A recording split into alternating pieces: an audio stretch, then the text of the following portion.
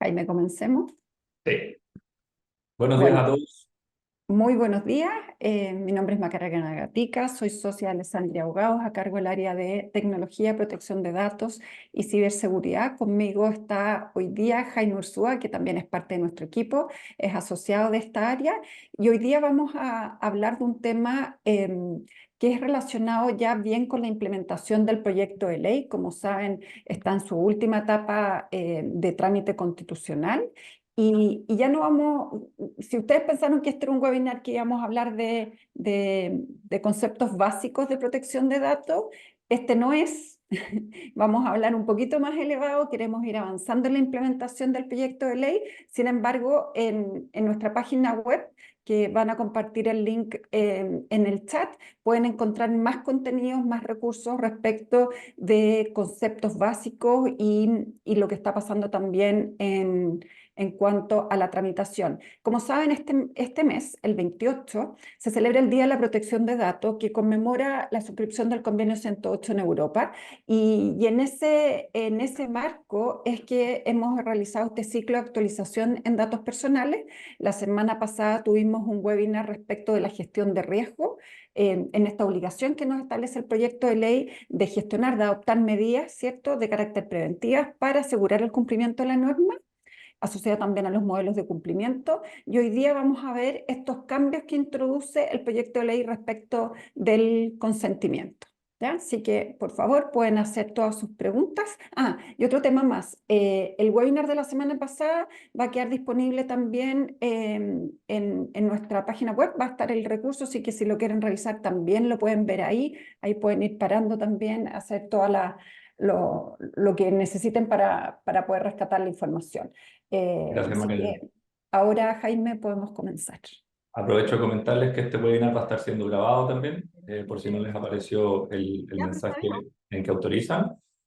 Y los invito también a ingresar a nuestra página web en la que están todos los recursos que hemos ido lanzando y publicando con respecto a la tramitación del proyecto de ley. Mañana mismo, con motivo del Día de la Protección de Datos, vamos a lanzar un newsletter, así que les recuerdo también suscribirse a nuestra base de contactos para que puedan estar actualizados e informados de todas las actualidades normativas. Hoy día entonces vamos a repasar brevemente acerca del concepto de consentimiento.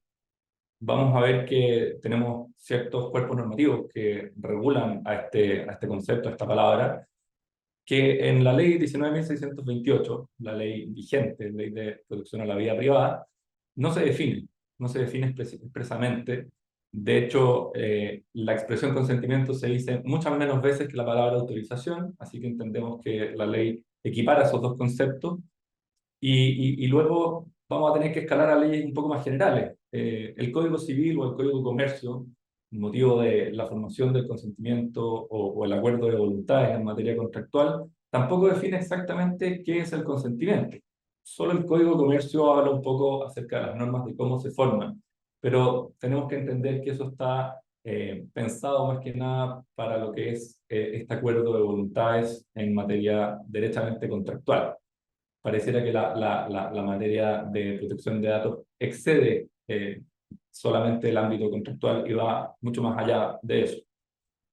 Por lo cierto, la protección de datos en Chile es un derecho fundamental, por lo tanto, no se circunscribe solamente al ámbito contractual. Luego el proyecto de ley se introduce y una definición, y una novedad en este sentido, pero recurre a esta lógica de que el consentimiento es una manifestación de la voluntad destinada a autorizar el tratamiento de los datos personales. Tiene ciertos requisitos que los vamos a ver enseguida, y en eso el proyecto de ley es bastante similar o cercano a lo que hace el Reglamento General de Protección de Datos en Europa, o el GDPR, que habla del consentimiento del interesado. Nosotros tenemos que tener claro que el interesado, para efectos del GDPR, es lo mismo que el titular de datos en nuestra legislación o con el proyecto de ley. Pero ambas tienen los mismos requisitos y de hecho es desde esa norma europea desde la cual nuestro proyecto de ley chileno se basa para definir el consentimiento. Como les comentaba, hay ciertos requisitos que tiene este consentimiento. La ley vigente sí establece algunos, como por ejemplo que el consentimiento tiene que ser expreso. Esto quiere decir un consentimiento en oposición a algo tácito, no por el solo hecho de estar navegando o de continuar en una determinada etapa de contratación, la persona estaría otorgando el consentimiento, porque eso sería un consentimiento tácito. Por lo tanto, la ley exige que sea expreso. A su vez, el consentimiento tiene que ser escrito. Recordemos que la ley vigente nuestra en Chile es una ley del año 99, donde todavía no emergían con el nivel que conocemos hoy día las tecnologías, y por lo tanto esta definición de escrito o requisito quedó un poco superada hasta la entrada en vigencia de la ley de firma electrónica, que equiparó los actos digitales a las firmas manuscritas. Luego el consentimiento también tiene que ser informado, tiene que decir a quién le está otorgando la autorización, qué va a hacer con esos datos que se están autorizando, con quiénes los voy a compartir, por cuánto tiempo los voy a mantener, cómo se pueden ejercer ciertos derechos con respecto a los datos que están tratando los responsables. Eso tiene que ver con el deber de transparencia. Y finalmente, el consentimiento tiene que ser específico en cuanto a las finalidades. Esto es la columna vertebral, decimos nosotros, del tratamiento, porque las finalidades vienen siendo el propósito para el cual vamos a tener que solicitar la autorización y por lo tanto en el marco o en la cancha que vamos a poder tratar esta información. Ahora bien, el proyecto de ley mantiene algunos de estos requisitos. Por ejemplo, tiene que ser expreso, ya no habla de que tiene que ser escrito, sino que dice que tiene que ser inequívoco. Vamos a ver enseguida a qué se refiere a eso. También tiene que ser específico en cuanto a finalidades, tiene que ser informado y también tiene que ser previo. O sea, no basta que el consentimiento uno vaya a solicitar los datos y luego en una etapa posterior solicita esta autorización, sino que yo, del momento del ciclo de vida del dato, desde el momento en que yo lo capturo, debiese antes de ese momento o en el mismo momento obtener la autorización para tratar los datos. Jaime, quizás en ese sentido del previo, un claro ejemplo es, por ejemplo, un claro ejemplo es el caso de un onboarding digital, ¿cierto? Donde pensemos en un flujo de cotización de algún producto o de compra, donde no se establece el consentimiento para el tratamiento de datos desde un inicio, sino más adelante, porque generalmente nos ocurre en Alessandri con nuestros clientes que el área de experiencia de cliente o el área comercial considera que produce un roce, ¿cierto? Que no es lo más friendly respecto del consumidor, del usuario, que se ha puesto en un inicio. Sin embargo, por lo que señala Jaime, si esta persona no termina el flujo, esos datos, dado que no tienen un consentimiento, debiesen ser eliminados, ¿ya? Por lo tanto, es una buena herramienta de negociación con estas áreas, ¿cierto? Que nos toca participar, de decirles, ojo, que si tú quieres decirle, por ejemplo, a ese consumidor, dejaste el producto en el carrito de compra o termina tu proceso de cotización, es decir, estamos captando esos datos y ya los estamos haciendo un tratamiento, necesariamente tiene que ir el consentimiento, digamos, cuando la persona pone sus primeros datos. ¿Mm? Exactamente. Y ahora vamos a hablar un poco de estos otros dos elementos nuevos que introduce el proyecto de ley. Uno de ellos es el carácter inequívoco. Cuando vamos a la Real Academia Española de la Lengua, la definición de inequívoco significa que no admita duda o equivocación. Es decir, lo que nosotros entendemos por esto es que hay una intención positiva de la persona que está autorizando el tratamiento de datos y que no cabe duda de que su intención es precisamente otorgar esa autorización y dar su consentimiento, ¿ya? Una muy mala práctica que hemos visto y que se sigue repitiendo hasta el día de hoy es la de, en las cláusulas de autorización, dejar los checkbox o casillas prechequeadas, ¿ya? Esto estaría en abierta contradicción con lo que tiene que ser un consentimiento inequívoco, porque no puede caber duda que la persona estaba presionando el checkbox. Y enseguida esto va a tener una repercusión inmediata con respecto al deber de prueba que tiene el responsable del tratamiento de acreditar la licitud del consentimiento y de que este tratamiento está enmarcado en una base de licitud. ¿Esto qué quiere decir? Que cuando yo, como usuario, marco un checkbox, por el back-end o todo lo que no aparece de cara al cliente y que yo tengo que administrar como responsable de datos, yo debiese dejar también un registro de cuándo fue que esa persona autorizó, hizo y presionó el checkbox, con el detalle de la fecha, la hora, la dirección de IP y ojalá la versión de la política de privacidad que se está autorizando. Jaime, quizás es bueno decir, ¿por qué es una mala práctica? Porque si se acuerdan, dijimos que este consentimiento tiene que ser expreso e inequívoco. Es decir, tiene que haber una conducta positiva del titular del dato a otorgar su consentimiento. Por lo tanto, si este checkbox viene prechequeado, en realidad lo que la persona, el botón que aprieta, el botón de acción va a ser registrarse, continuar, ¿ya? Por lo tanto, no existe, no nos va a quedar un log específicamente de la aceptación del consentimiento, sino del registrarse o del continuar, ¿ya? Esto es una prueba, una evidencia de esta conducta positiva de otorgar este consentimiento expreso. Ahora vamos a ver el requisito de que el consentimiento tiene que ser libre. Y nosotros entendemos que el consentimiento es libre cuando es puro y simple, no está atado a ninguna modalidad o no está condicionado su otorgamiento. Esto está en derecha contraposición a lo que se conoce como una venta atada, donde el titular de los datos no le es posible avanzar o culminar con un proceso, por ejemplo, de contratación o de compra, que esto es muy frecuente en comercio electrónico, si es que esta persona no autoriza el tratamiento de sus datos más allá de la venta o del servicio propiamente tal que se va a prestar. Y un ejemplo claro lo podemos ver acá en un formulario de compra, donde ya habiendo terminado de elegir los productos, vamos al carrito de compra y queremos finalmente comprar, vamos a tener que ingresar nuestros datos y nos van a solicitar términos y condiciones y aceptar las políticas de privacidad, lo cual está bien, los checkbox vienen libres, sin estar prechequeados, pero lo que nos ocurre es que si apretamos el botón de continuar como invitado, derechamente el formulario nos indica que este es un campo obligatorio. Por lo tanto, estaríamos delante de una suerte de venta atada en este sentido de aceptación obligatoria de la política de privacidad. Cuando lo que realmente, lo que busca el proyecto de ley es que los titulares de datos puedan tener la opción de decidir, compro algo en Internet y que el tratamiento de mis datos sea exclusivamente para la prestación y ejecución de ese servicio, por ejemplo, que me lleven la lavadora a mi casa y luego de que se culmina la prestación del servicio, se elimina toda mi información, manteniendo obviamente aquella que sea necesaria mantener para efectos legales, como las facturas o las boletas, pero no necesariamente estando obligada la persona a entregar su consentimiento y autorizar un tratamiento de datos que van mucho más allá de la sola prestación de los servicios. Jaime, Ahora bien, para sí, María. complementar un poquitito, fíjense que el proyecto de ley incluso va más allá, dice, ¿en qué caso se entiende que el consentimiento no es libre?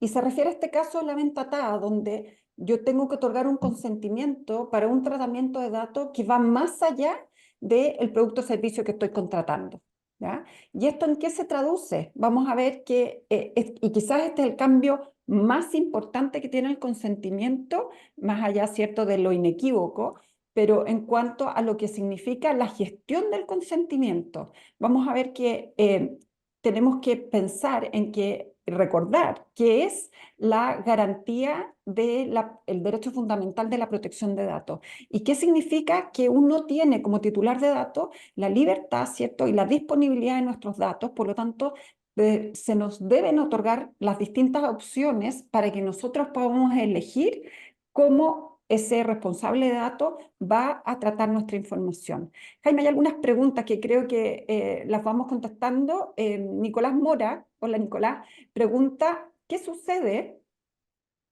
cuando uno va a la clínica y tiene que poner el dedo? Entiendo que esto estaría prohibido. Solo un tema, este consentimiento que mostró Jaime antes es totalmente válido de acuerdo a la legislación vigente, ¿ya? Para que no nos vayamos, no nos confundamos. Lo que estamos viendo es que hoy día tenemos una política de privacidad, ¿cierto? Por regla general, que incluye distintas finalidades y uno da un consentimiento que aplica para todas estas finalidades. Es decir, es un consentimiento específico, pero digamos que de carácter general al momento de otorgar el consentimiento, ¿Ya? Jaime, ¿le quieres Esto va a responder quedar más a claro, Nicolás? exacto, va a quedar más claro, Nicolás, enseguida cuando Macarena nos hable de lo que es el consentimiento granular. Y eso va a reflejar bastante el concepto de tu duda. Macarena, ¿qué cosa? Sí, ahora, cuando uno va a la clínica y pone su dedo, hay un consentimiento al lado, ¿cierto? Y es un servicio que se otorga para, generalmente para el tema de acreditar la entidad, ¿cierto? Y digo cuál es mi sistema de, si yo tengo ISAPRE o tengo FONASA, cuál ISAPRE es, ¿ya? Y efectivamente, y ahí hay que ver en qué momento uno otorga el consentimiento. Em, y ese consentimiento tiene que ser informado, por eso hay un documento, ¿cierto? Un aviso de qué se trata ese consentimiento. ¿En qué va a cambiar? En que efectivamente este consentimiento, que no te lo podría repetir, porque si bien todos lo hemos leído en algún momento, no lo tengo en este momento en la cabeza, pero va a tener que ser específico y va a tener, más que específico, va a tener granularidad, ¿ya? Por ejemplo, va a decir, usted autoriza a que estos datos sean compartidos con su ISAPRE, y algo así dice, para acreditar su identidad, quiere que le enviemos ofertas, por ejemplo, porque estoy inventando, y así uno va a tener las distintas opciones. Vamos a ver un ejemplo que tomamos de un banco en España, y ahí vamos a ver un ejemplo claro de cómo cómo se materializa, ¿ya? Aquí hay otra pregunta, Jaime. Sí, de Dice, Javier. Para que todos sepan cuál es sí, la pregunta, Javier está preguntando si es que se debiese o no entregar una autorización para el uso de datos de forma expresa en la prestación de un servicio o para la prestación de este servicio. Y la verdad es que actualmente es complejo de manejar esto porque la ley y el consentimiento son las únicas dos fuentes o bases de licitud. Es decir, el tratamiento de datos se enmarca o en el consentimiento o cuando una ley me lo autoriza y por lo tanto no requiere ese consentimiento. Ahora bien, eh, en el proyecto de ley se introducen nuevas bases de licitud. Ya no va a estar solamente la autorización del fiscal, sino que va a estar obviamente las autorizaciones legales, incluso va a estar el interés legítimo, que vamos el a tocar contrato. más adelante, para que no nos adelantemos, pero va a haber una específica en relación a tu pregunta, Javiera, que se llama la ejecución del contrato. Por lo tanto, cuando yo tengo un contrato y tengo que tratar datos personales para ejecutar ese contrato, yo no voy a necesitar de un consentimiento expreso, sino que voy a poder tratar esos datos sin solicitar esta autorización del título. En ese Pero caso un tema particular, importante, Jaime, ¿sí? que eso requiere, Javiera, que esos datos solamente los voy a poder utilizar para el tratamiento asociado a la ejecución del contrato. ¿Y qué es lo que ocurre hoy en día? Que esos datos ingresan a una organización y no entran con ninguna marca, ¿ya? Y por lo tanto se confunden y se pueden destinar a unos fines que no están relacionados con el contrato. Por ejemplo, pensemos eh, que yo llevo mi auto a arreglar en un taller, ¿ya? Y por lo tanto se entiende que el tratamiento de datos está asociado a que me manden la cotización, que me digan cuánto se van a demorar, en fin, todo lo relacionado con esa prestación de servicio. Incluso no podría decir con una garantía, ¿cierto? Asociado a esa prestación de servicio. Pero ¿qué ocurre después? Me llega una oferta. Me llega una oferta y me dicen, no sé, tenemos un 20% de descuento para su chequeo de los 40.000 kilómetros. ¿Está realmente asociada a ese contrato que era una prestación de servicio? Y ahí está el punto. Y esto lo conversábamos con Jaime, la importancia que tiene a nivel de la gobernanza del dato, pero desde el punto de vista de gobierno de datos, no de protección de datos. Porque es básico para que podamos cumplir con esto, ¿cierto? Que esto decíamos, ya sea una finalidad o bien un tratamiento de datos solamente relacionado con la ejecución de un contrato o bien con el cumplimiento de una ley, es que ese dato entre con una marca a la organización y que sea gobernado de manera que no se destine a fines que no están relacionados con ello. ¿Ya? Ignacia está Jaime, te haciendo están una llegando pregunta muchas también. preguntas. Sí, voy a responderle a Ignacia, de ahí vamos a continuar y enseguida Ya. seguimos haciendo otro bloque. Ignacia nos pregunta, o la verdad, dice, no me quedó claro por qué la aceptación de los términos y condiciones y políticas de privacidad tendrían a ser tratadas. ¿Es porque su aceptación es obligatoria para continuar con la compra? Y la verdad es que sí, es porque es obligatoria. salvo los términos y condiciones, porque realmente los términos y condiciones son las únicas, valga la Son redundancia, obligatorios. condiciones para poder comprar en ese sitio web. Si es que tú no aceptas los términos y condiciones que tiene ese sitio web para hacer una compra, la verdad que mejor anda el comercio físico, porque si no, no vas a poder realizar la compra. Y es por una exigencia de la ley de protección al consumidor, ¿eh? No es porque sea un abuso de un derecho, no. El SERNAC nos obliga, ¿cierto?, a que uno, a disponer los términos y condiciones y que sean aceptados expresamente. De lo contrario, no son vinculantes para el consumidor. Y quiero hacer dos prevenciones. Esto no tiene nada que ver con que los términos y condiciones contengan cláusulas abusivas o no. Esto se refiere esencialmente a la información, el deber que tiene de informar el establecimiento de comercio a sus consumidores, ¿ya? Y con respecto a la segunda prevención, es relacionada con la política de privacidad, porque precisamente estábamos hablando que el tratamiento de los datos, si es que no se va a autorizar una política de privacidad que conlleva finalidades distintas o que van más allá de solamente la ejecución de este acto de compra en particular, como por ejemplo el envío de comunicaciones promocionales. Pensemos en un servicio financiero que quiera hacer labores de compliance, su prevención del delito. Se entiende que hay otras finalidades distintas a la de la mera compra. Por lo tanto, en ese sentido, la política de privacidad no va a tener que ser obligatoria, ¿ya? Vamos a seguir con la presentación y enseguida después vamos a continuar con sus preguntas. Un último requisito que tiene el consentimiento, y esto me encontré con esta imagen hace un tiempo y la encontré tan buena, porque nos habla de que el consentimiento es esencialmente revocable. Y hoy día pareciera que es un lío tratar de suscribirse y encontrar este botón de suscripción que uno trata y los datos siguen permanentemente siendo tratados por los responsables. No obstante, yo haya tratado de eliminar o solicitar que me suscriban. Para eso es súper importante el manejo que Macarena ya nos estaba adelantando de un buen gobierno de datos. Y para eso le dejo la palabra a Macarena que nos va a seguir contando un poco de eso. Le voy a desmutear, eso sí. Entonces, ¿en qué se traduce en que este consentimiento sea libre? Y esto es lo que hablamos de este consentimiento granular y que básicamente se va a traducir también en la implementación de un centro de preferencia. ¿Por qué? Por lo que decíamos anteriormente, a la persona, al titular del dato, se le van a dar distintas opciones para que esa persona elija cómo quiere que sus datos sean tratados por una determinada organización, ¿ya? Por lo tanto, van a ser aceptaciones independientes, asociadas a finalidades, ¿cierto? Por lo tanto, van a ser, pensemos que estamos en un formato online y van a haber distintos checkbox, de manera que la persona puede hacer el clic. Nuevamente, esto es de cara hacia el titular, ¿cierto? Parece muy fácil otorgar distintas preferencias. Sin embargo, de cara a la organización, miremos ahora hacia el otro lado, hacia el interior, tenemos que cumplir con esto. Y aquí está la dificultad, ¿cierto? Que una persona, que Macarena Gatica diga, cuando llevó el auto, vamos a ir con el ejemplo, cuando llevó el auto a arreglar, ¿cierto?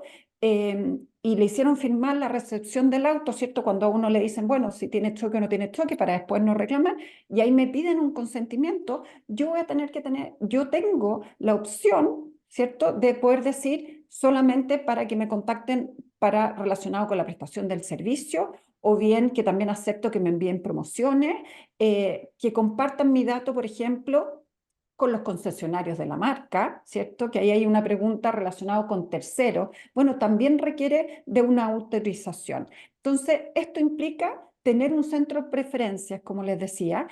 Hoy día existen distintas, hay herramientas disponibles en el mercado, algunas que son, que llevan más tiempo en el mercado, otras más nuevas. Hay algunas que han nacido a raíz del consentimiento de las cookies, ¿cierto? En Europa, que cambió la norma. Bueno, esto requiere una administración, una gestión del dato. Y aquí nuestro mejor amigo es Gobierno de Datos y Tecnología, ¿ya? Para que nos ayuden al cumplimiento de la norma.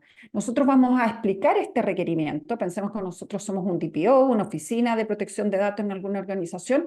Nosotros tenemos que transmitir cuál es nuestro requerimiento de manera a poder facilitar. De lo contrario, para la cantidad de datos que se manejan, es muy difícil hacerlo sin que exista un gobierno de datos, ¿ya? Miren, fíjense que esto, tomé un ejemplo, lo dejé con nombre y apellido, pues, para que vean que es el estándar europeo y que está en español. Esto es para abrir una cuenta online. Entonces estamos aquí con un onboarding digital, una cuenta online, y fíjense que en primera instancia no solicitan un consentimiento, sí cumplen con el deber de perdón, dice en la última, en el checkbox, dice, he leído y comprendo y acepto el tratamiento de datos personales y el tratamiento de datos para el análisis de solvencia. Y aquí es bien importante hacer presente que nuestro proyecto de ley tiene una diferencia respecto del reglamento europeo. El reglamento europeo, en casos como este, entiende que existe un consentimiento inequívoco que dice relación con el tratamiento de datos necesario para este proceso, que es una cotización, ¿cierto? El análisis de solvencia. Nuestro proyecto de ley exige un consentimiento expreso para el tratamiento de datos personales y también para los sensibles, cuando en el primer trámite constitucional solamente se requería un consentimiento inequívoco para los datos personales y expreso para los sensibles. En este momento está equiparado y va a terminar así porque no es de las materias que van a ser revisadas por la comisión mixta. Importantes temas. Aquí, como ven, se informa cómo se tratan los datos personales y cumpliendo con el deber de información y de transparencia, como decía Jaime. Y también tenemos entonces un consentimiento expreso e inequívoco. Y vamos a ver en el slide siguiente, fíjense aquí cómo ya da las preferencias. Fíjense lo que dice este aviso de privacidad. Dice, además, si nos autorizas en las casillas que constan a continuación, podemos realizar un análisis detallado, así como enviar tu oferta. Y se están dando todas las opciones. Quiero que BBVA consulte y trate mis datos de preferencia en forma detallada. Quiero que BBVA se comunique conmigo para ofrecerme productos, ¿cierto? Quiero que mis datos sean comunicados solamente a empresas del grupo BBVA, sociedades participantes y colaboradores. Esto es lo que se traduce en la granularidad del consentimiento. A diferencia, como les dije antes, de que hoy día tenemos un consentimiento informado y específico en cuanto a las finalidades, pero que tiene solamente un consentimiento, hoy día nos vamos a trasladar, ¿cierto? Nos vamos a ir encaminando a esto donde vamos a tener distintos consentimientos, ¿ya? Y ese es, a nuestro juicio, el cambio más sustancial que tiene el consentimiento. Ahora, otro cambio que incluye en forma expresa, porque podríamos decir que si seguimos las reglas generales de contratación del Código Civil, efectivamente cuando se requiere un consentimiento para el tratamiento de datos de niños, niñas y adolescentes menores de edad, se requeriría, ¿cierto?, el consentimiento padre, madre o tutor. En este caso, respecto al tratamiento de datos de menores de edad, fíjense que sigue un poquitito la línea que ha tomado el CERNAC considerando a este titular de datos como vulnerable o como lo señalan en materia de consumidor, hipervulnerable. ¿Y por qué? Porque la Declaración de Derechos del Niño de las Naciones Unidas señala, ¿cierto?, que tenemos que tener como primacía, ¿cierto?, como una premisa superior, el interés superior y el respeto a la autonomía progresiva de estos niños. ¿A qué se refiere esto? Que uno, tenemos que pensar cuál es el desarrollo cognitivo de estos menores, ¿cierto? En qué etapa están, de manera que la información que les entregamos tiene que ser de acuerdo a ello. Y segundo, que tenemos que tener siempre presente cuál es que tenemos que tener en el centro, que es un titular de datos y que es menor de edad. Por lo tanto, que requiere un mayor cuidado, una mayor diligencia de nuestra parte. Eso es lo primero. Segundo, en cuanto al consentimiento, vamos a ver que la regla general es que se requiere el consentimiento padre, madre o tutor del niño, ¿ya? Salvo que obviamente la ley expresamente lo autorice o lo mandate la ley, ¿ya? Ahora bien, cuando se trata de datos personales de adolescentes, ¿ya? Personales, puros y simples, la autorización la puede dar la puede dar el menor, perdón, la puede dar el menor, ¿ya? Y cuando se trate de datos sensibles, nuevamente, siempre, hasta que sea un mayor de edad, el consentimiento tiene que ser dado por el padre, madre o tutor, ¿ya? Entonces es importante tener esto presente. Ahora, pensemos nuevamente en en la administración, en la gestión de este consentimiento de menor de edad. Es decir, ¿cómo vamos? Uno, ¿cómo identificamos que son menores de edad? ¿Ya? De manera de establecer que se requiera el consentimiento. Y segundo lugar, tenemos que identificar cuando este menor cumple su mayoría de edad, ¿cierto? O pasa a ser un adolescente y le pedimos el consentimiento directamente a esa persona.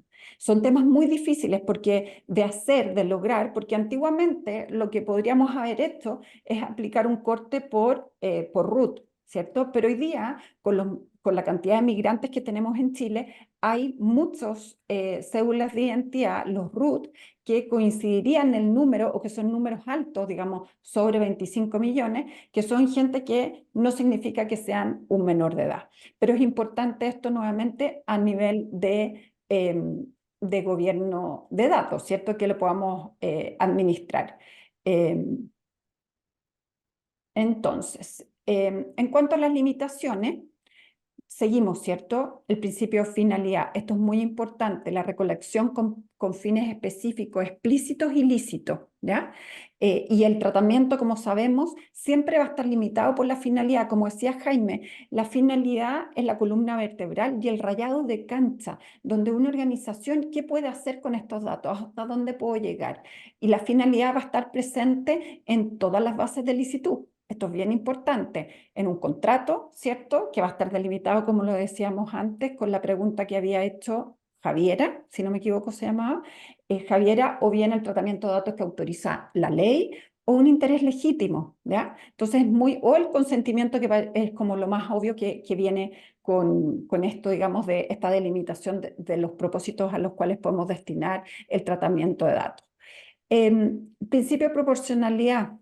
No se olviden nunca este principio, ¿eh? Es difícil lograr la concientización y la cultura. ¿Por qué? Porque hemos caído durante todos estos años que no tenemos tenido cultura en protección de datos. En Chile caemos en el mal de Diógenes, ¿cierto? Y sobre todo hoy día el mal de Diógenes digital de acumular y acumular datos sin tener la cultura de discriminar de si realmente lo necesitamos, si se enmarcan dentro de un tratamiento de datos y luego eliminarlos cuando ya están caducos y que además nos afectan en la calidad del dato y por ende en las decisiones que adoptemos con estos datos. En el Elena, por ámbito material, ejemplo, para dale, poner Jaime. un súper gráfico, nos ocurrió hace poco con un cliente, estábamos levantando información y pandemia ya terminada, mantienen todavía muchos registros de los trabajadores con materia, con relación a la pandemia y al COVID. ¿Cuántos de ustedes, por ejemplo, en sus empresas también hoy día siguen administrando información que ya hoy día está obsoleta? Si se fijan, el principio de proporcionalidad tiene dos variantes y al menos en la parte de temporalidad, en cuanto a por cuánto tiempo voy a tratar esta información, ya no hace sentido, por ejemplo, que estemos tratando datos de COVID, al menos desde la pandemia hacia atrás.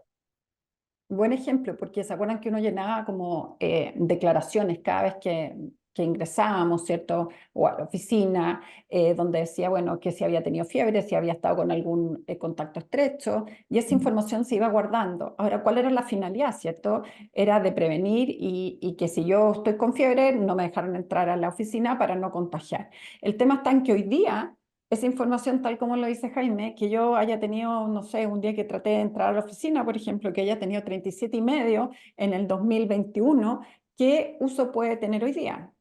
Ahora, uno podría decir, quizás es bueno levantar esa información en forma anonimizada para ver cómo la organización se comportó. Bien, ¿cierto? ¿Y qué es lo que hacemos en ese sentido? Si lo vamos a hacer para analizar, no es relevante si fue Macarena Gatica o fue Jaime Ursúa. Quizá si pensáramos que somos una empresa industrial, ¿cierto? Podría ser interesante saber cuáles son las áreas que más se contagiaron por cargo para adoptar medidas en el futuro que Dios no quiera que tengamos otra pandemia, ¿ya?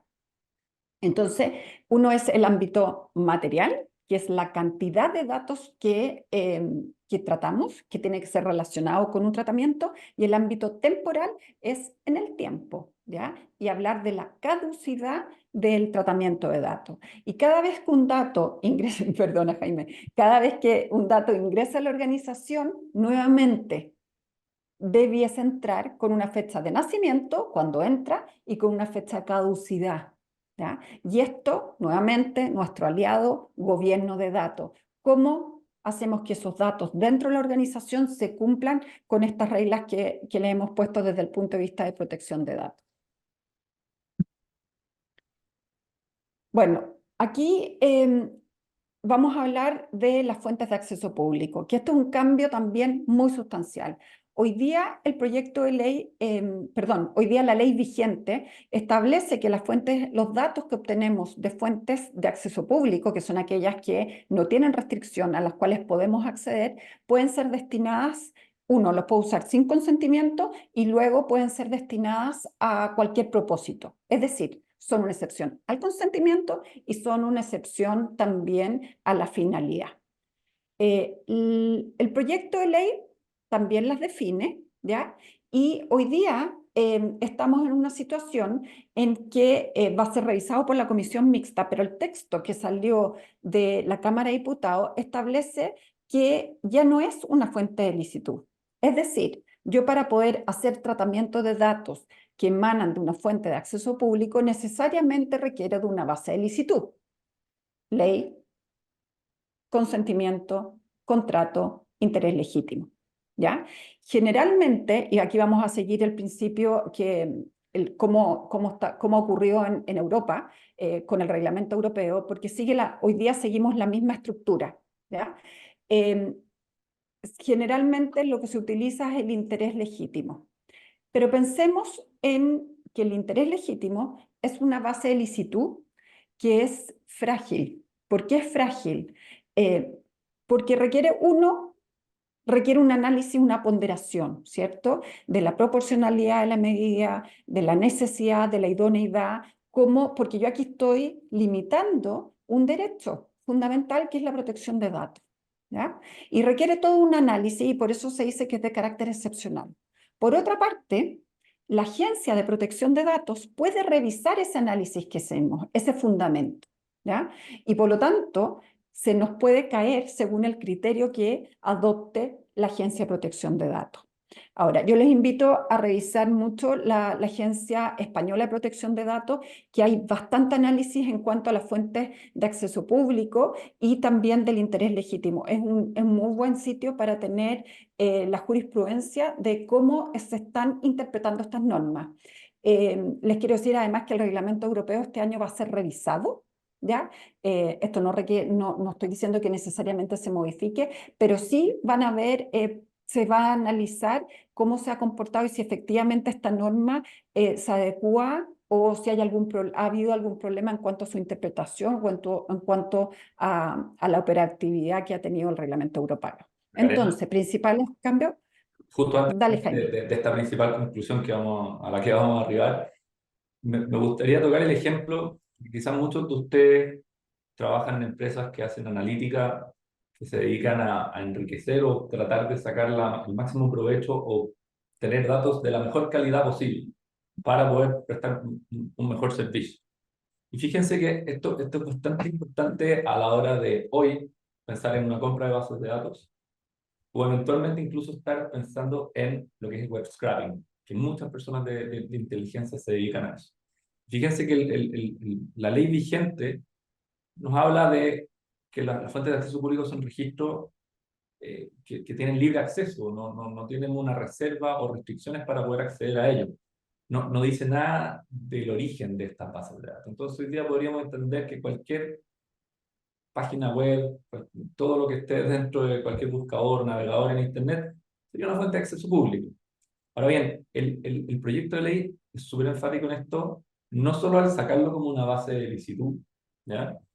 Sino que también al decir que las fuentes de acceso público requieren una licitud. Fíjese que la definición habla de que el acceso puede ser efectuado en forma lícita. Entonces, ¿qué pasa hoy día con muchos datos de los cuales que están en Internet? Pensemos en portales de venta de artículos o de cualquier naturaleza, en los cuales están presentes los datos personales de quienes quieren vender, libres para poder ir a consultar, y nosotros sabemos que esa es la forma en la que hoy día operan muchos bots o máquinas para poder hacer scrapping de esos datos e ir enriqueciendo esas bases. ¿Es lícito o no? Hoy día es bastante discutible. El día de mañana no va a ser lícito. Y pensemos también que muchos de esos datos de hoy día no es que estén a propósito ahí, sino que están disponibles y públicos con libre acceso por un mero descuido o por desconocimiento de quién tiene a su cargo la responsabilidad de cuidar esa información. Por eso es súper importante tener presente en los equipos de analítica y de inteligencia de datos este principal cambio que va a hacer que la fuente de acceso público deja de estar como una fuente de licitud y que a su vez los datos que yo obtenga de ahí dejan de estar exceptuados, o sea, tienen que estar regidos por el principio de finalidad. ¿Ya? Pensemos, por ejemplo, en la base de datos del CERVEL. Está hecha para segmentar a las personas según su circunscripción electoral, pero para poder otorgarles un local de votación cerca de su domicilio electoral, no para que después podamos hacer segmentación geográfica y prospectemos en relación a ese criterio. Fíjense que revisando jurisprudencia española, hay un pronunciamiento de la agencia donde señala que, no sé si ustedes saben, pero lo voy a llevar a un ejemplo chileno. El registro de marca se hace en INAPI, ¿cierto? El Instituto Nacional de Propiedad Intelectual. Y si yo entro y pongo, por ejemplo, una marca, Alessandri Abogados, aparece quién es el titular, ¿cierto? Y hay un pronunciamiento respecto de acciones de marketing que se hicieron sacando los datos de los titulares de marca digamos, del INAPI en España, ¿ya? Y la agencia se pronuncia en cuanto a la finalidad. Dice, esa información no está disponible para que usted la pueda extraer y hacer acciones de marketing, porque tiene una finalidad precisa que es para efectos de indicar quién es el propietario, vigilancias de marca, todo lo relacionado con, digamos, con el registro y de alguna manera la protección que se le otorga al titular de esa marca y también, obviamente, a quien quiere eh, presentar otra solicitud de marca. Entonces, es muy importante eso. Hoy día, insistimos, el gran cambio es que hoy día podemos hacer lo que queremos con estos datos. Ayer, por ejemplo, teníamos una reunión y estábamos hablando sobre el uso hoy día de los datos que se obtienen de fuente pública para efectos de compliance. ¿Para qué? Para hacer investigaciones, para poder prevenir riesgo. Bueno, ¿lo vamos a poder hacer eso en el futuro? ¿Ya? Podemos usar esos datos para, por ejemplo, determinar conflictos de intereses, patrimonio, en fin, ¿ya? Para que también hagan ese cuestionamiento y hagan el análisis de riesgo que significa. ¿Cuáles son las implicancias de estos cambios que hemos visto en el consentimiento? En primer lugar, vamos a tener que actualizar las políticas de privacidad o los avisos de privacidad, ¿cierto? Este deber de informar. Tenemos que incluir, por ejemplo, las nuevas bases de licitud, ¿ya? Informar, ponerlo al pie de página, cómo tratamos los datos. Jaime, ¿quieres seguir tú? Sí. Luego tenemos que actualizar las formas de obtención de estos consentimientos. Por favor, algo que tenemos que tener muy claro y somos muy enfáticos en esto es que no podemos circunscribir el tratamiento de datos solamente a los entornos digitales, porque hoy día hay muchos tratamientos de datos que se siguen haciendo de forma manuscrita, hay formularios que se siguen llenando con lápiz y papel, hay formularios de registro, por ejemplo, en un condominio, al acceder a alguna oficina donde toman nuestros datos a mano, y esos datos no debiesen estar exceptuados, el tratamiento de esos datos no debiese estar exceptuado de todo lo que hemos hablado acá con respecto a la obtención de consentimiento. Por lo demás, muchas veces cuando la compra va a ser efectuada de forma física, también estamos perdiendo la oportunidad de obtener un consentimiento. Y yo no estoy diciendo acá que si es que voy físicamente a un local, también la autorización tiene que ser física, por ejemplo, en un lápiz y papel. Se puede implementar, por ejemplo, una tablet o se puede disponer de alguna herramienta que permita al comprador tener la política de privacidad disponible y poder hacer el consentimiento de forma digital, de manera de que esto se vea reflejado internamente a nivel de gobierno de datos. Ahora, es importante recalcar la prueba de la licitud, este deber que tiene el responsable de acreditar que el tratamiento de datos que está haciendo se enmarca en una base de licitud. Y cuando la base de licitud es el consentimiento, recuerden que necesitamos de un log o un registro probatorio que indique cuándo acepté la política de privacidad, en qué fecha, en qué día, a qué hora, desde qué dirección de IP, cuáles fueron los datos que me entregó en esa aceptación y, idealmente, cuál es la versión de la política de privacidad que se nos está autorizando. Porque la Otra carga de la prueba, eso es lo importante, la carga de la prueba recae en el responsable del tratamiento de datos, ¿ya? Y no esto solamente está un respecto al punto que consentimiento. esto está en ¿Mm? directa relación con el punto siguiente, que son los derechos ARPA. Pensemos, y esto en particular con el derecho de acceso, que es el de la letra A. El derecho de acceso es básicamente solicitar al responsable saber qué información tiene de mí y saber cuándo yo autoricé el tratamiento de esos datos. Por lo tanto, no soy yo como titular de datos el que tengo que ir a demostrar que esta persona está tratando mis datos por alguna fuente de licitud, sino que es el responsable, como dice Macarena, quien tiene que decir, bueno, Jaime Ursúa, yo estoy tratando tus datos porque con tal fecha compraste en mi sitio web, o con tal fecha nos entregaste tu correo electrónico para X motivo, y estos son todos los datos que tengo de ti.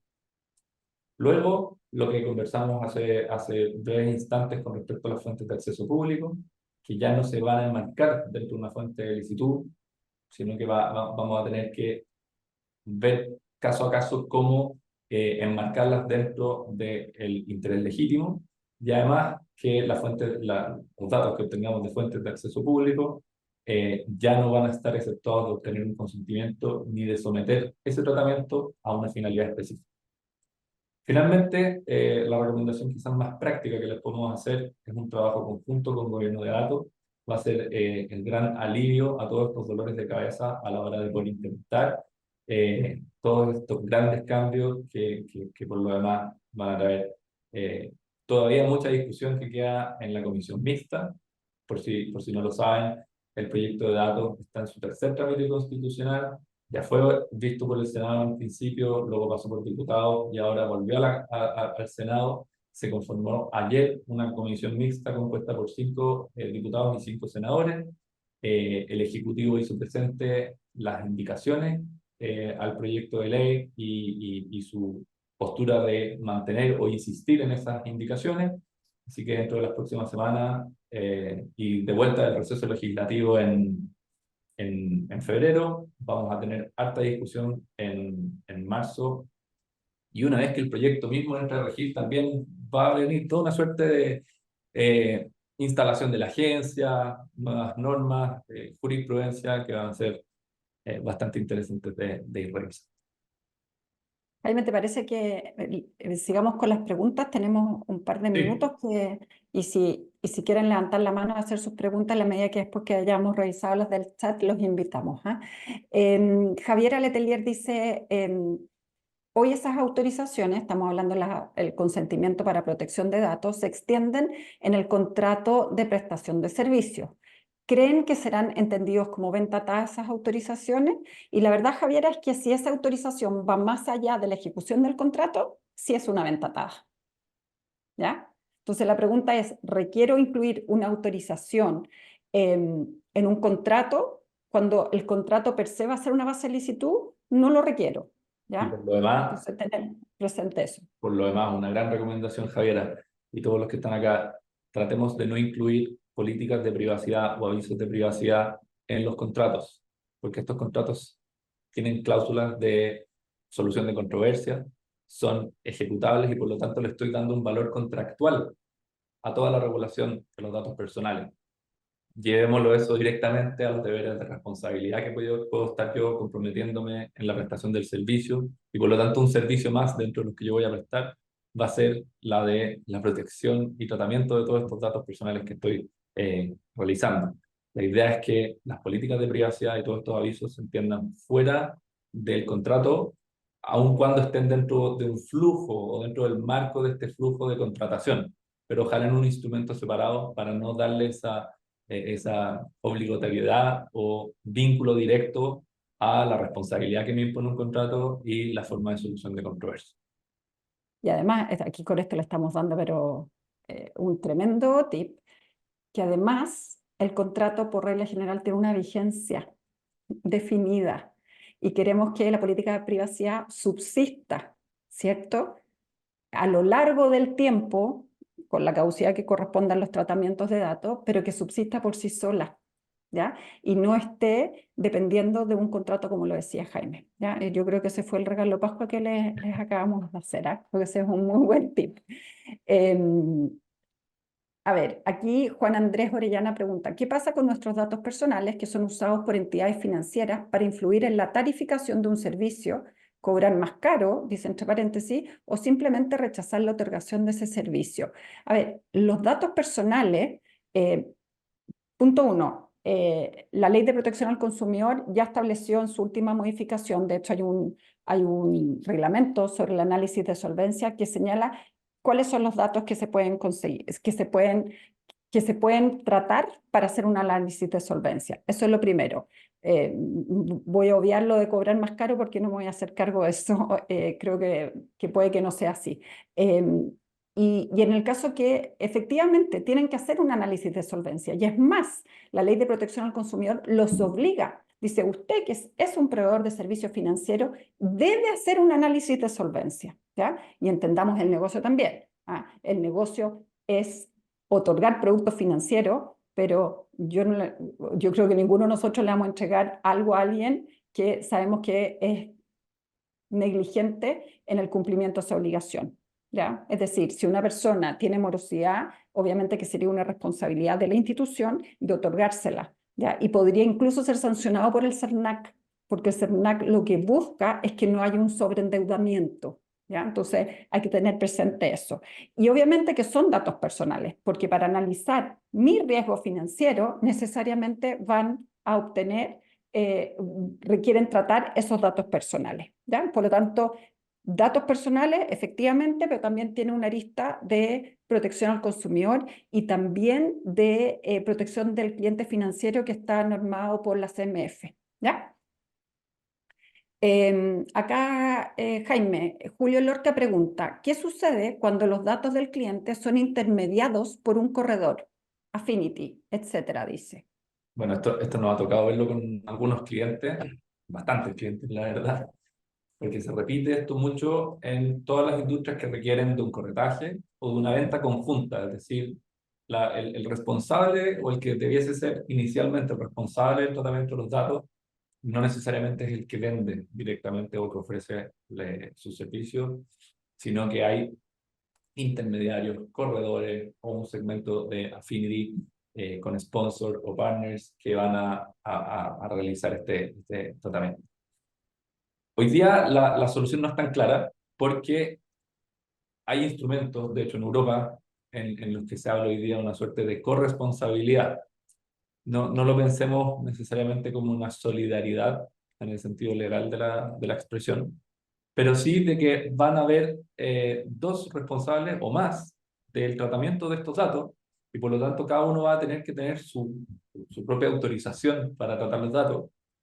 Pensemos, por ejemplo, el caso de la ley FinTech, con todos los intermediarios y actores de todo de este sistema de finanzas abiertas, donde la puerta de entrada va a ser un consentimiento, pero luego esos datos van a poder ser utilizados por una gran masa de actores. Ahora bien, lo importante es tener claro hasta qué punto yo me hago responsable de ese tratamiento de datos. Y eso va a tener directa relación con las finalidades que yo tenga y que haya obviamente indicado al momento de obtener esa autorización. Porque si es que el tratamiento que un tercero estaría realizando fuera de una finalidad enmarcada del consentimiento que yo obtuve inicialmente, yo la verdad que ya no tengo rango o forma de controlar eso. Y por lo tanto, se va a requerir un consentimiento adicional. Y esto es muy gráfico en la industria financiera o de seguro, cuando, por ejemplo, la compañía tiene su propio consentimiento, pero el corredor no. Y el corredor sabemos que hace mucha más información o mucho más tratamiento que el que originalmente estaba previsto. Y eso, Es aparte, por debiese dónde ingresa, complementar. ¿cierto? Es el ciclo de vida de ese dato. ¿Cómo ingresa a la compañía de seguros, ¿cierto? Porque el corredor toma de su cliente ciertos datos, pero necesita cotizar y se lo va a compartir con varias compañías. Entonces, desde un punto de vista, desde un principio, si es el corredor el que comparte la información, debiese haber un consentimiento desde esa punta, ¿ya? Y luego cuando contrata con una compañía, la compañía ya va a tener una póliza, ¿cierto? Que enmarca un tratamiento de datos y eventualmente le podrá solicitar otro consentimiento que permita otras finalidades. Una cosa que quiero añadir ahí es que, como les dije, que la solución no está tan clara y la ley no dice nada, esto puede ser regulado entre privados o entre las partes. Y por lo tanto, lo que más recomendamos es que cuando hay una venta conjunta o una pluralidad de partes que se encargan de hacer tratamiento de datos, ojalá ellas estén vinculadas por un contrato de procesamiento de datos o DPA, Data Processing Agreements, ¿ya? Para que puedan estar claras las responsabilidades, las finalidades, entre otras cosas. Y hay una pregunta antes, Jaime, que se relaciona con esta, que dice, bueno, ¿qué pasa si yo comparto los datos? ¿Ya? Y hay que distinguir en qué casos compartimos los datos. Los podemos entregar, ¿cierto?, a proveedores nuestros que son necesarios para la prestación del servicio, y en ese caso son encargados del tratamiento de datos. Y aquí se abre una arista de riesgo que es un camino relevante que hay que transitar, que es uno, ¿cómo elegimos a estos proveedores? ¿Cuál es su idoneidad? ¿Y cómo controlamos los riesgos asociados al tratamiento de datos en ese proveedor? Porque recordemos que ese proveedor ejecuta todo parte del tratamiento de datos por cuenta del responsable. Es decir, tal como lo dice el nombre, nosotros somos responsables si algo ocurre con ese tratamiento. Y por otro lado, necesitamos trazabilidad de esos datos. Porque si alguien ejerce un derecho arco de rectificación de información con quién compartí el dato, modifique mi correo electrónico, yo tengo que ir hasta donde está ese dato. Nuevamente, nuestro mejor amigo, gobierno de datos, ¿cierto? ¿Cómo administramos? Tanto desde el punto de vista de la idoneidad, del control de que ese proveedor siga siendo idóneo durante la prestación del servicio, el término del contrato y también con la trazabilidad, como les comentaba. Macarena, hay una pregunta de Alicia ¿Sí? Astudillo que dice, respecto a las fuentes de acceso público, ¿significa que organismos como el Conservador de Bienes Raíces o el Archivo Judicial no podrían tener sus libros disponibles para revisión por cualquier persona tal cual como es hoy? No, no, no. Tienen que, a ver, aquí vamos al origen. ¿Por qué nace el conservador de bienes raíces? ¿Por qué nace el registro de comercio? ¿Por qué nace el registro civil? Y ahí es donde está la finalidad, ¿ya? El problema es que nosotros hoy día utilizamos esas fuentes para cualquier finalidad porque la ley lo permite. O sea, hay un recurso de protección que fue rechazado donde una persona revisaba fallos, causas judiciales, sacaba datos, porque está el nombre de la empresa, el representante legal, el domicilio, y mandaba ofertas de sus servicios. El recurso de protección fue rechazado, ¿ya? Y es porque efectivamente nosotros podemos acceder, además el Poder Judicial, ¿cierto? Los actos judiciales son públicos, Código Orgánico de Tribunales, ¿cierto? Pero tienen una finalidad su publicidad, y ahí vamos a entrar a discutir, ¿cierto? Si efectivamente es para que podamos hacer promociones. Obviamente que no, ¿cierto? Podemos hablar de biodefensa, de bioproceso, en fin, también hay una finalidad académica, pero no es efectivamente para que hagamos promociones. Entonces, ahí está el tema. Esos registros van a seguir siendo públicos, porque es de la esencia que sean públicos, hay una certeza jurídica por detrás, ¿cierto? El tema es que si bien usted puede llegar a esos datos, ojo, porque ya no los puede usar para cualquier cosa, ¿ya? Y cuando yo los accedo a esos datos, si lo uso dentro de la finalidad, es la ley misma la que me lo permite. Si yo lo voy a usar para otra cosa, bueno, voy a tener que buscar una base de licitud que lo permita, ¿ya? Entonces siguen siendo fuentes de acceso público. Recordemos que la ley las define y lo que la ley hace es eliminarlos de una fuente de licitud, ¿ya? Entonces, hay un ejemplo que nosotros siempre hacemos con Jaime. Imaginémonos que yo publico mi auto en Chile Autos para venderlo y mi teléfono está público o a través de web scraping obtienen mi teléfono y me llegan y me llaman para ofrecerme, no sé, una propiedad que se está vendiendo. Ese teléfono, ¿por qué se publicó? A ver, vamos al origen, vamos a las definiciones. ¿Es una fuente de acceso público? Check, no tiene restricciones. Cualquiera puede ver el dato. Pero se nos cae cuando nos vamos a la finalidad. ¿Cuál es la finalidad que yo haya publicado el teléfono? Es para que me compraran el auto, ¿cierto? Para venderlo y no para que me ofrecieran otra cosa, ¿ya? O bien para que se utilizara para actualizar lo que decía Jaime, o enriquecer una base de datos. Ah, mira, Macarena Gatica está en nuestra base de datos, pero tiene otro teléfono, ¡pum! Agarramos que está más actualizado, es un dato fresco, ¿ya? Y para que crean que todo esto no son como teorías o constructos que se nos han ido imaginando, la verdad que son casos bastante prácticos, donde hay industrias en las que ha ocurrido que necesitan contactar a un cliente y resulta que tienen un correo, hacen un enriquecimiento de bases de datos, obtienen otro correo asociado a esa misma persona, lo contactan por esa vía, que no era el correo que originalmente le había entregado a ese cliente a esta institución, y finalmente el cliente reclama. Y al cliente le ha ido bien reclamando, Mm. porque lo contactamos a partir de un teléfono o correo de contacto que él nunca había autorizado, ¿ya? Para que lo tengan. Ojo con ir pisando información. Hay veces que yo entrego una información a una determinada empresa o organización y luego los contacto por otra vía, por otro teléfono. No sé, el mío se murió, me lo robaron, quedé sin batería y toman ese teléfono como el válido y pisan la información entregada, ¿ya? Mucho cuidado hoy día, sobre todo por el tema fraude, con la actualización de información. Verificar bien quién está actualizando la información, sobre todo correos electrónicos, teléfonos, a través de los cuales se permite actualizar contraseña. Hay dos preguntas muy similares que tienen que ver con la ¿Ya? entrada de Púntala, vigencia Jaime. y el periodo de vacancia legal, digamos. Una es la de Virginia Silva, que dice qué pasa con los datos que ya existen en las organizaciones, y otra es la de Karina Araya, que también se refiere al consentimiento que no ha sido otorgado conforme con la ley de los contratos celebrados antes de la entrada de vigencia de la ley. Las dos preguntas apuntan a lo mismo y, y la realidad es la siguiente. Una vez que el proyecto sea despachado, va a ser promulgado y luego publicado, y el día de su publicación entra a regir. Todo el tratamiento de datos que yo realice desde la entrada de vigencia de la ley en adelante tiene que hacerse conforme con la nueva legislación. Ahora bien, el proyecto en sus artículos transitorios considera un plazo de 24 meses, 2 años, para que yo pueda regularizar los datos que yo estaba tratando antes de la entrada de vigencia de la ley, para que esos datos y ese tratamiento hoy día queden marcados y cumpla con la nueva ley.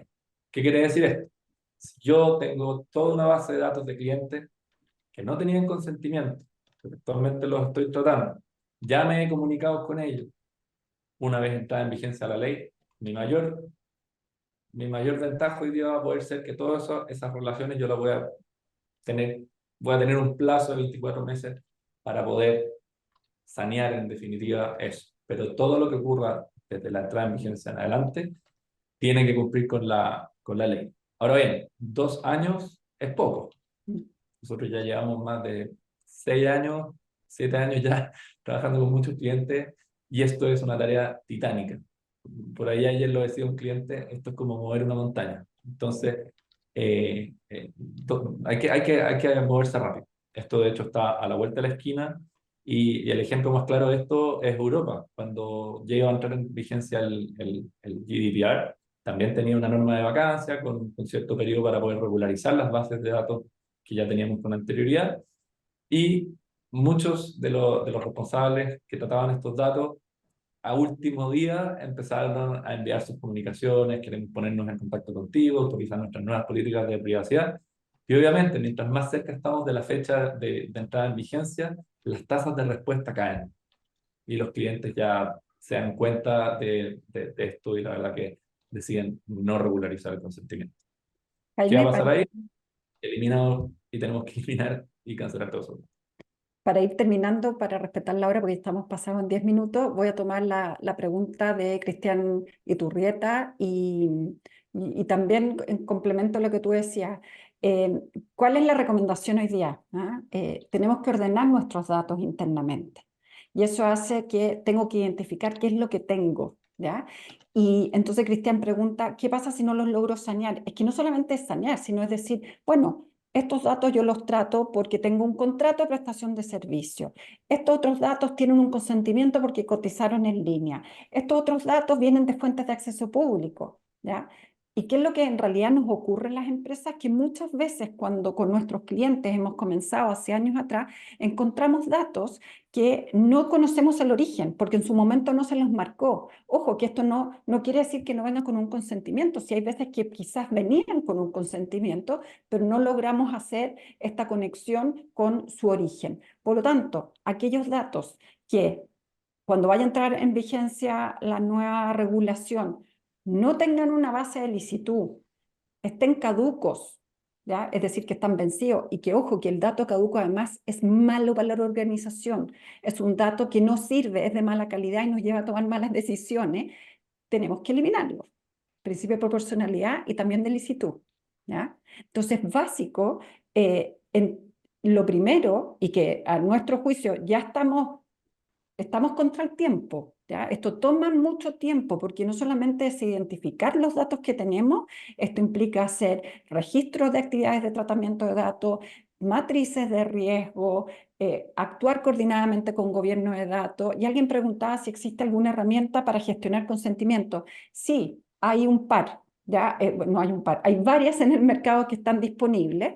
Si necesitan datos precisos para no hacer propaganda ninguno en particular, nos pueden escribir a Jaime o a mí y les podemos decir. Hay unos que son herramientas que llevan años en el mercado, obviamente que nacieron en Europa a raíz del reglamento europeo, y hay otras que han también nacido en el último tiempo en Estados Unidos, que son más chiquititas, pero que cumplen la misma finalidad, ¿ya? Y todo va a depender de la madurez de la empresa, porque tener una aplicación donde no tenemos los datos ordenados no nos va a servir de nada, ¿ah?